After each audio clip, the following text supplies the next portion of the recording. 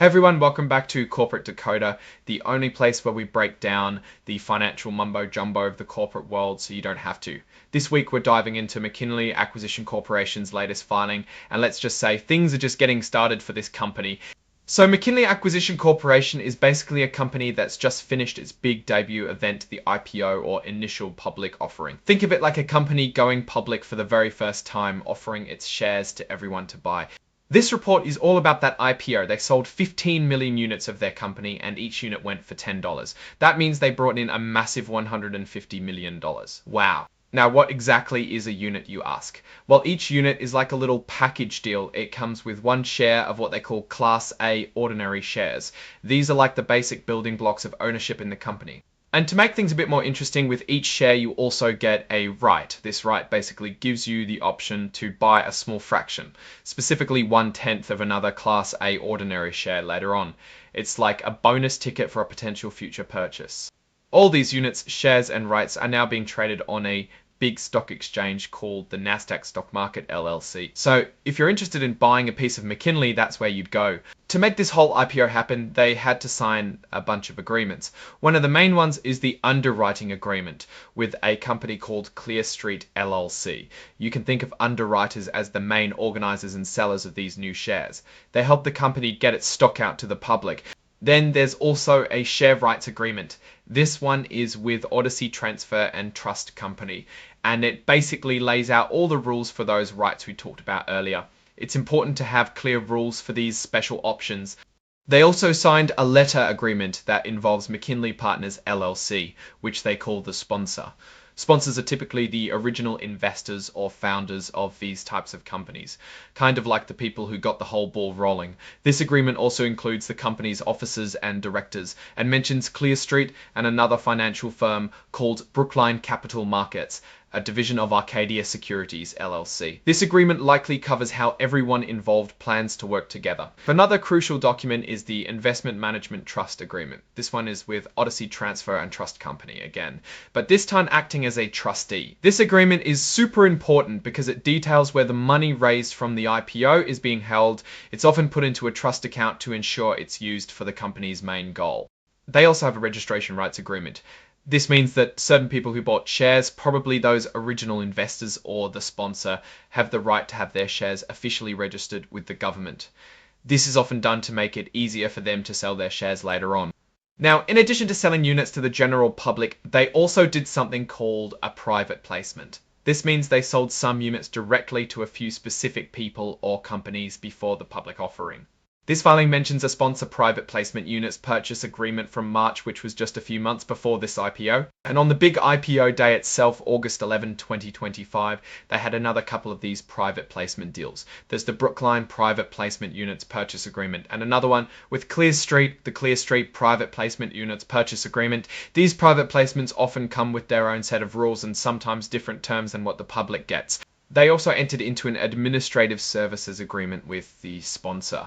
This likely means the sponsor will provide some basic operational support to the company for a fee, which is common in these types of arrangements. And finally, there are indemnity agreements. These are basically agreements where the company agrees to protect its directors and officers from certain legal risks, which is pretty standard practice to attract and keep good leadership.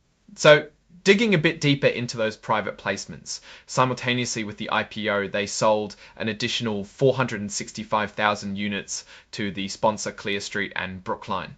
These are essentially the same units sold to the public, but with some restrictions on when they can be sold. The people buying these private units also got those registration rights we talked about.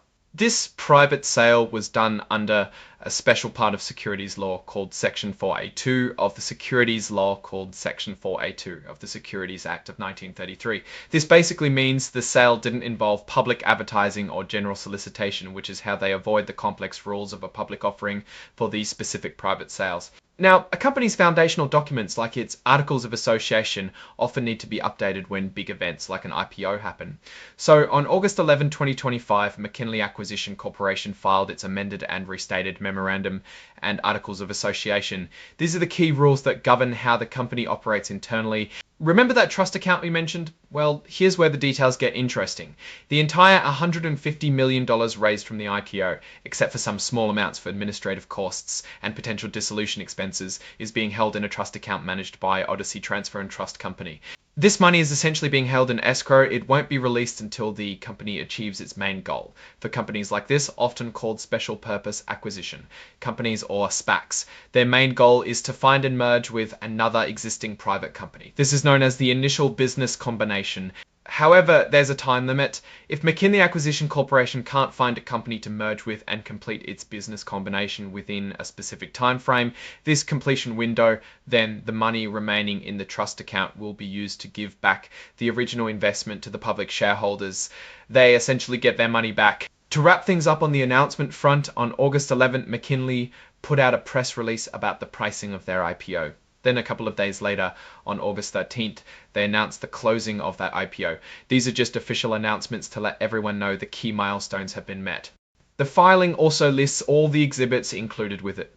These are the actual contracts and documents we've been talking about, like the underwriting agreement, the share rights agreement, and all those different private placement units purchase agreements. It's like the appendix to the report with all the referenced paperwork. Lastly, the report is signed off by the company's Chief Executive Officer, Peter Wright, on August 15th. This signifies that the company is officially acknowledging the information presented in this filing. So what's my take on McKinley Acquisition Corporation's IPO? Well, the company has successfully raised a significant amount of capital, which is a strong start. The structure of holding the funds in a trust account until a business combination is completed is a standard and generally protective measure for investors. However, the success of McKinley Acquisition Corporation ultimately hinges on its ability to identify and successfully merge with a suitable private company within the designated time frame. The clock is ticking, and the market for SPACs and mergers can be quite competitive. There's always a risk that they might not find a good match or that the market conditions might change, which could lead to the company winding down and returning funds to shareholder. The success of McKinley Acquisition Corporation ultimately hinges on its ability to identify and successfully merge with a suitable private company within the designated time frame. The clock is ticking and the market for SPACs and mergers can be quite competitive. There's always a risk that they might not find a good match or that the market conditions might change, which could lead to the company winding down and returning funds to shareholders. What's your take on McKinley Acquisition Corporation's IPO strategy? Do you think they'll find a good company to merge with, or will the funds end up back with the investors? Let me know your thoughts in the comments below. If you found this breakdown helpful, please give this video a thumbs up and subscribe for more corporate insights. And don't forget to join our Discord community for direct discussions and more valuable content. Thanks for watching, and I'll see you in the next one.